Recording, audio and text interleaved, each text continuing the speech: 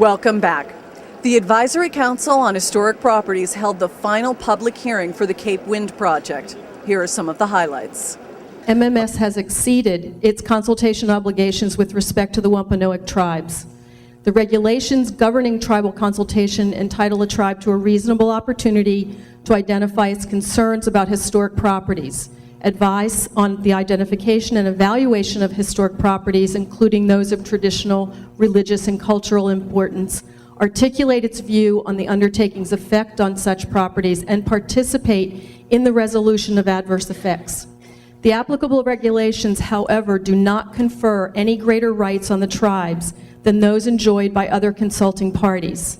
Importantly, there is no tribal veto that empowers a consulting tribe to control the fate of the project. Moreover, there is nothing in the operative regulations that mandates that the consultation process start anew upon the discovery of a previously unidentified eligible property. Such a system would be completely untenable insofar as it would encourage project opponents like here to game the system by keeping silent until the end of the process and then demanding that it start again by announcing a new property that was not previously considered. The tribes demand that the only avoidance of such impacts on its traditional cultural properties is relocation of the project is tantamount to an unlawful tribal veto. The proposed Cape Wind project should not be allowed to be built in the Sound. MMS has agreed that it would cause adverse effects to many historic properties and TCPs, 2 National Historic Landmarks, and Nantucket Sound itself.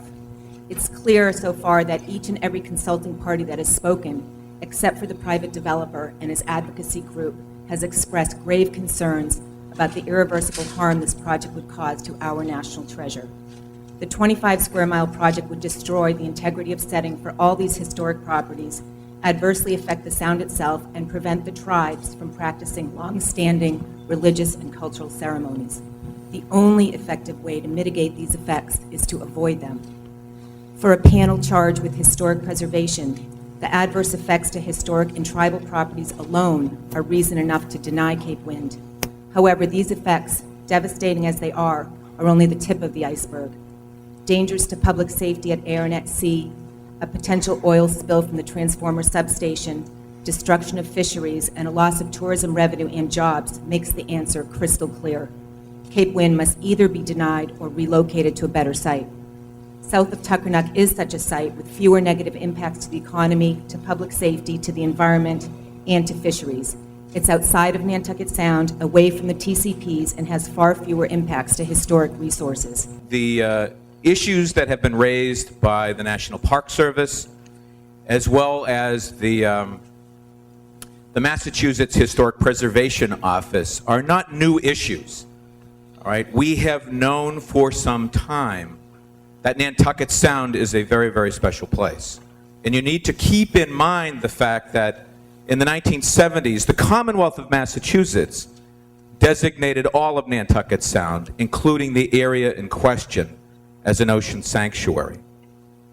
And in the statute creating that sanctuary, the legislature made it very, very clear that the area ought to be protected to preserve the cultural, historic, and environmental attributes of the area. Those values were incredibly important, and are incredibly important, as well as the aesthetic values of the area.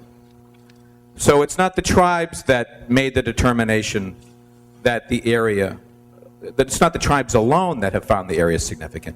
As a young person living on Cape Cod, I've grown to love and respect the unique history we have here. As a volunteer, intern, and now employee of Clean Power Now, I have tabled at the local Eastham Windmill Festival, sitting underneath a symbol of our past and promoting the new technology of our future. The effects that the wind farm will have on the various historic properties of the Cape and Islands are visual and viewshed issues. Every place has its own history and its own sense of beauty and value. However, it is important that we know where to draw the line when it comes to balancing important decisions about our nation's energy future. If this project that has undergone 9 years of rigorous environmental review is denied on this basis, it would set a negative precedent for future projects to fall victim to the same lack of perspective.